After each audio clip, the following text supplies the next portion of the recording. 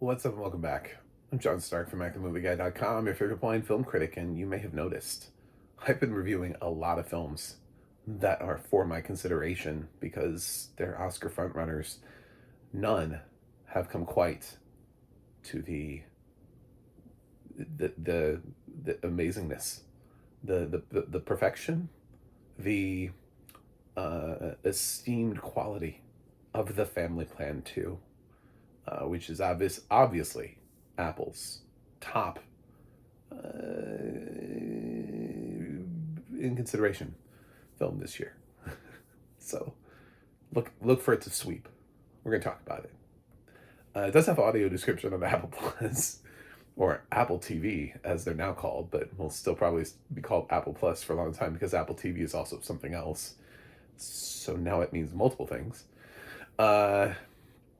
There's an actual, that's the external device that you get, is called Apple TV. Anyway, it just means like everything now. It's just like, what is Apple TV? What are you talking about? I don't know. Apple TV. Everything is Apple TV. It is omnipotent.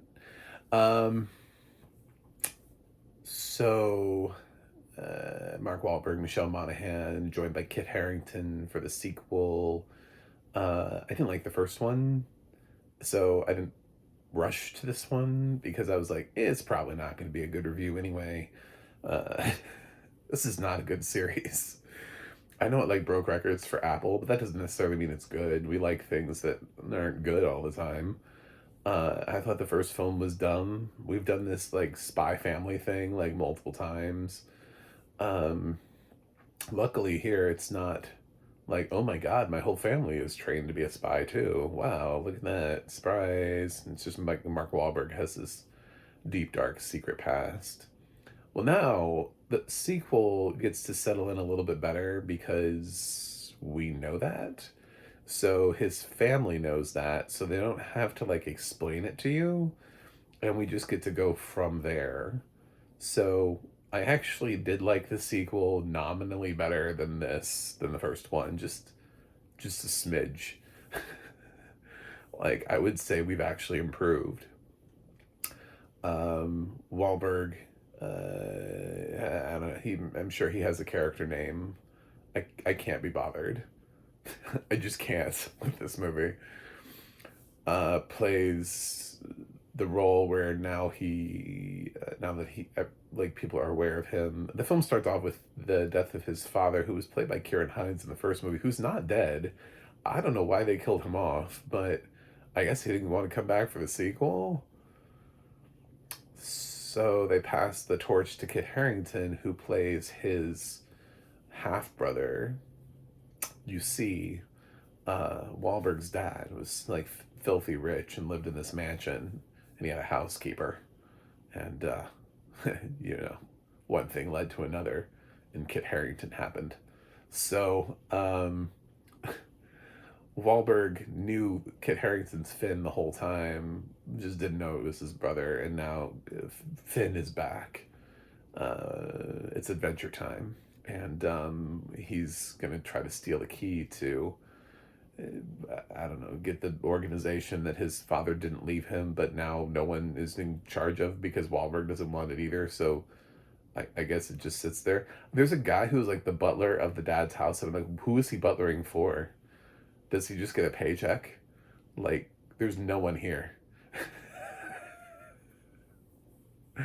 He's, I don't think we ask ourselves these questions. Like Alfred just hanging out at the Bat Manor. Does he get paid when Bruce isn't there?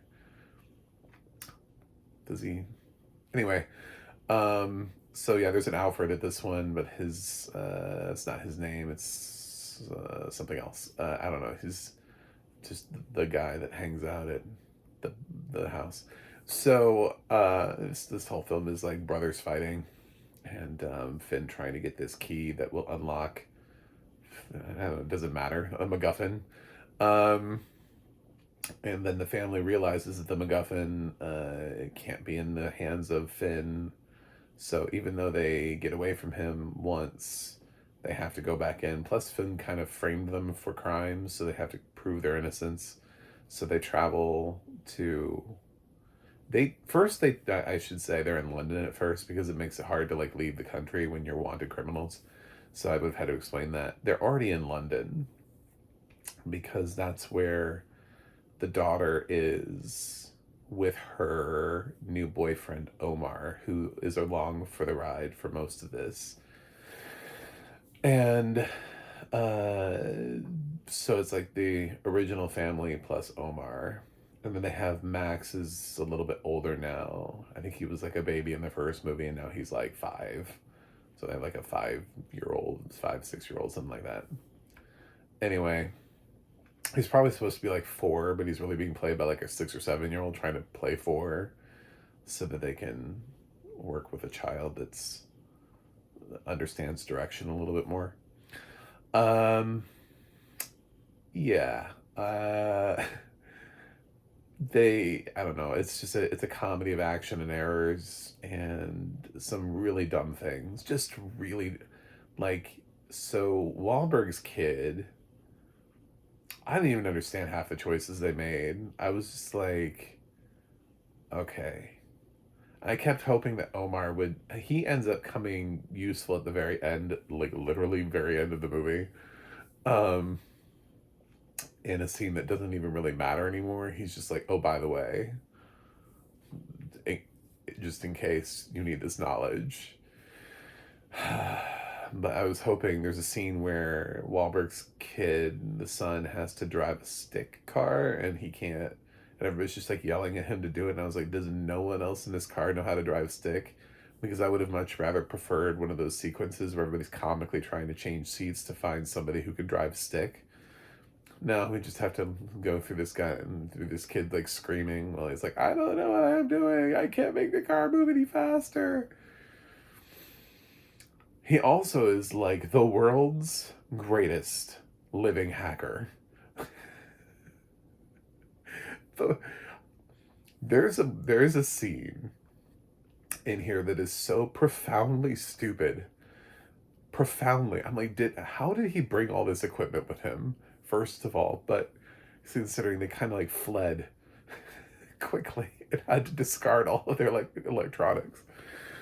There's a scene where Wahlberg is trying to break back into Finn's mansion, and he attacks like a guard or something like that, and then, but he's recorded the guard saying some things over, I guess, Wahlberg's earpiece. I have no idea. And so when Finn calls in for the guard to report on his position, they're like, oh no, we can't because the guard, he can't respond. What do we do?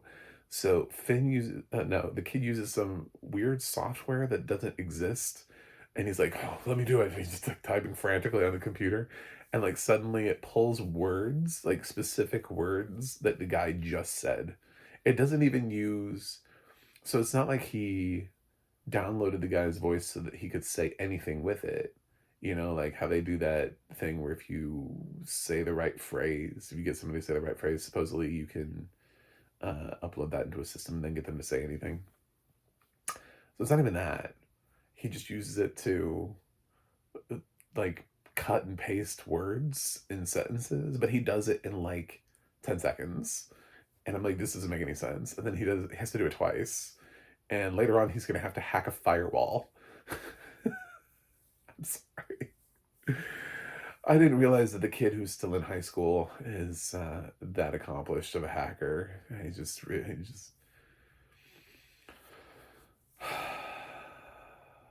And of course, Michelle Monaghan, who's a track coach, there's one scene where she needs to like run and jump because that's what track coaches are good for. So we got to make sure we use her. The daughter's not really good at anything, so she just kind of like is there for like moral support for most of the movie. Or to watch Max. Somebody's watching Max because he's like 5 and he can't really contribute. Although I wouldn't put it past this movie to have him contribute. Yeah, I still don't like this franchise. And I realize that Mark Wahlberg has turned into like a streaming superstar where he keeps like making these films and they keep doing well for him, and like theatrical doesn't want him anymore, but streaming loves him. He's in he's leading streaming movies on like multiple services. So you can just pop around. They're like Netflix originals with Mark Wahlberg, Amazon originals with Mark Wahlberg, Apple originals with Mark Wahlberg. I'm sure there's something on Peacock or HBO Max. It's just bouncing around. Um, and kudos. But these films should be good. Like you don't have to make. There are streaming titles that are good that go straight to streaming. I know that that sounds weird because why would we send good movies straight to streaming? But it accidentally happens occasionally from time to time. So we could try. That would be fun. Wouldn't it? Wouldn't it be fun to see something good with Mark Wahlberg in it again? I think it would. So, um, I like Michelle Monaghan too. I just think her career just never really exploded the way it was supposed to. She was in a bunch of things, and it felt like we're headed in the right direction, and something just never got her to the A list. Just never happened for her. So yeah, the Family Plan 2, it does have audio description, which I really liked. There's a lot of fun stuff in the action sequences, like really specific things, like uh, I don't like they throw something into a. I'm picking out specific things and trying not to make like huge spoilers out of anything. They throw something into a bicycle basket as the bicycle is driving away. Um, Someone has a gun that's like strapped to their hand and they have to cover it up with a purse. Uh, there's a specificity to the type of clothing that Wahlberg's wearing at the end, and even the little things that he does with it, like popping a collar in a scene that works with another character. There's a trap door that opens that somebody pulls a trap door. There are a lot of like really specific sort of action visual cues, and the description is done really well. So I have no problems with the description. I wasn't sitting there going like, oh, you know, um, it's not really one of those films where you would spend a lot of time describing the characters because it's mostly action driven. So you're looking for the action sequences to make sense and for there to be sort of like a robust description of the action and the chases and the fights and those kind of things. You're sort of less concerned with hairstyles and jackets and pants and stuff like that. But it does kind of bring that up whenever it's necessary. Like in the opening sequence, there's a thing with a necklace that is, they track the necklace and the position of it and where it is. It's pretty, that's done rather well. It's just they're kind of, it's like putting a makeup on a pig. I mean, like, the description is great, but the movie isn't. So it becomes kind of hard to root for it on really any definable level whatsoever. I'm in an interesting place because I haven't tomato metered the first movie. So trying to figure out where the second movie is more based on other movies that I've given grades to for the tomato meter yet. And I do think the sequel is better. I think it moves quicker, it has more action to it. It just is really stupid. Like it's really dumb and not in the same way before people come at me and they're like, but you gave Playdate a fresh. And it's like, Playdate knows it's stupid. It knows it's dumb. It absolutely does. And that's why Playdate got a reprieve because it doesn't play itself like it's a smart, stylish action thriller. This movie is trying to do that like it's some big budget thing that could have gone theatrical and just well it just didn't have it wasn't in the cards. If this had gone theatrical, it would have bombed. This is not a movie anybody would line up for, especially a sequel of it. So the only reason why people tolerate it is because they already have a subscription to something, and it's like Apple just doesn't make nearly as many movies as Netflix does. So it becomes more of an event when they release their like one movie for the month. Um,